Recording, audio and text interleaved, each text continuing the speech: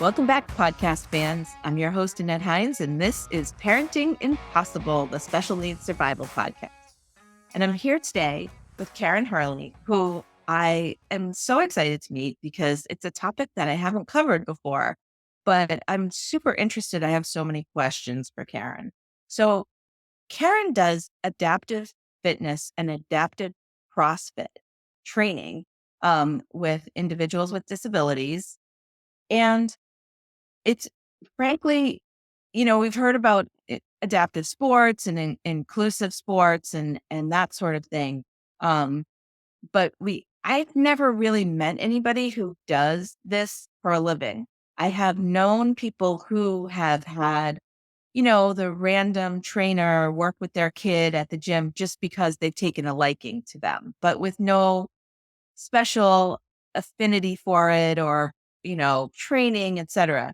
Um, but Karen's business is Adaptive A.I.M Therapy, and she's got a great website. So adaptiveaimtherapy.com. We'll tell you that again before the end of the show.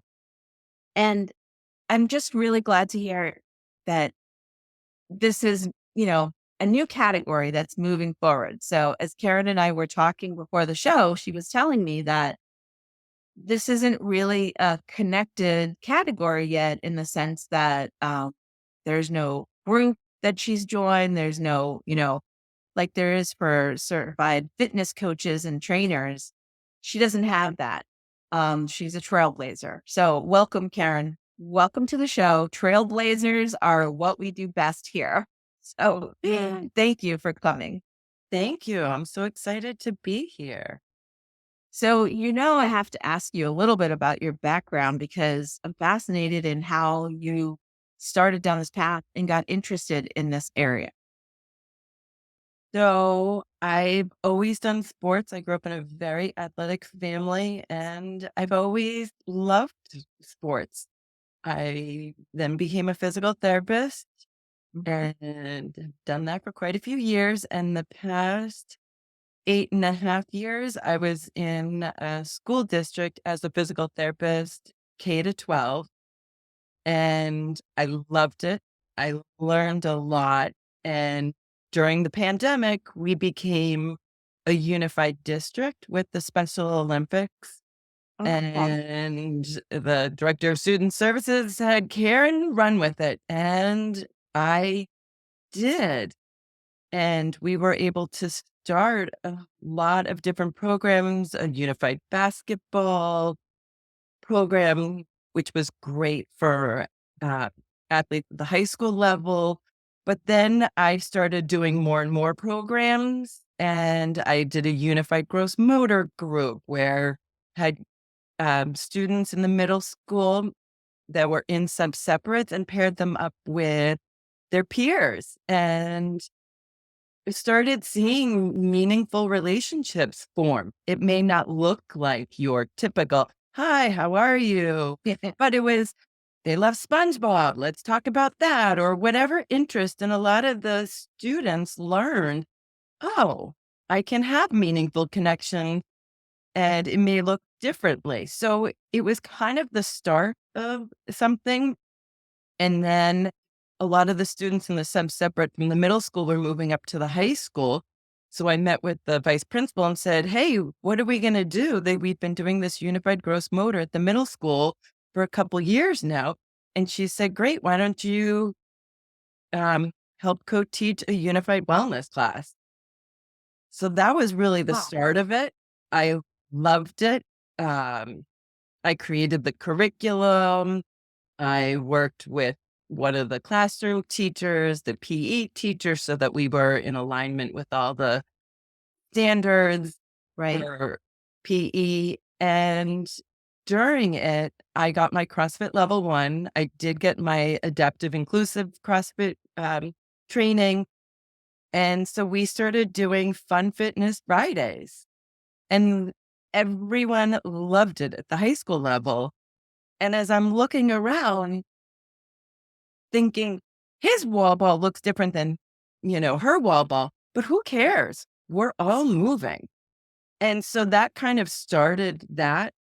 Plus, for so many years, you sit at IEP meetings as a physical therapist and you tell parents, oh, you need exercise, your child is, just everyone needs exercise. Right. You're kind of looking around and saying, ooh, the only thing I can recommend anymore is the typical swimming, which is fabulous, or martial arts, which is fabulous. But there wasn't really other opportunities. Can we just backtrack for a second for those who don't know what it means to be a unified school district or do unified sports? Can you just explain that a little bit? So unified sports is through the Special Olympics, and it is creating meaningful relationships through sports, using athletes with disabilities and peer role models without. So they're being role models in teaching and connecting and scaffolding and working together. And it's an amazing opportunity with the unified. We started at Norwood a unified community day. So there's still many community days or events that are not always accessible to students or individuals with disabilities. But by using 50 volunteers, peer role models, all these kids were able to play messy backyard and on a different schedule, on a different pace, but they all played and they could have cared less. It was fabulous. So Right. that's how unified works. And I use that model in some of my classes. Okay. And, as we talked about before the podcast started, everybody needs to move their bodies. Everybody needs to move. To what extent, or as you were joking around, your burpee looks different than my burpee, that looks different than a 16-year-old with autism's burpee, so it's still movement and we all need to get up off the floor. And I love that. I love that. Because sometimes we do inclusivity, but not in a meaningful way. And that's one of the reasons I love the unified sports and unified adaptive um, groups and whatever way, because you would think that the, you know, quote, neurotypical peers wouldn't want to play basketball with kids with disabilities. And yet they love it, don't they? They do. When I first started my business, my values were accept, include, and move. And over time, I realized like community is so important for everyone. And then just recently, as I was watching everyone, I added joy because there's such joy from the coaches, the volunteers, the parents, and the athletes. And everyone deserves joy. Oh, I know. We were talking audience a little bit before this podcast started about how hard it is to have a small business. It's just a lot of things that we don't love to do, right? You know, Exactly. but it is so necessary to keep things moving. So, CrossFit,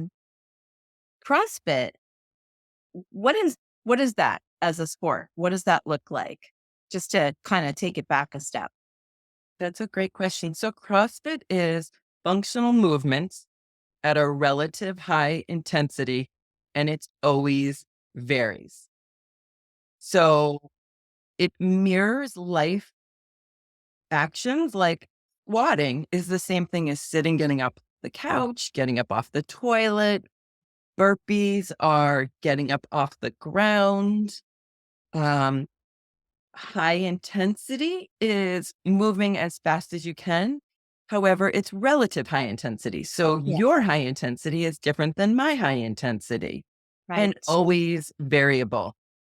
A lot of athletes with neurodiversity need similar and can't always do the highly variable. However, I vary the movement just enough so that it's always a little bit different. Mhm. There's a lot of the similarities. So there is repetition. So maybe one week it's a 6-inch mat, the next week it's a 12-inch mat. Or, this past week, instead of squatting on the ground, they had to squat on top of a box, just changing it. Yeah. But it is doing functional movements that are in your life. crossing the street. Sometimes a car's coming or something's coming. You have to move quicker. So a short burst of energy. You got to go. Yeah. Yeah. And um, is once a week generally what people will do? As of now, it's once a week. I Okay. do it at a time when the gym is empty so that there is no distractions. CrossFit gyms have a lot of different shiny objects that can be very distracting and they can be very loud. So it has been a quieter. I do it in the quieter time.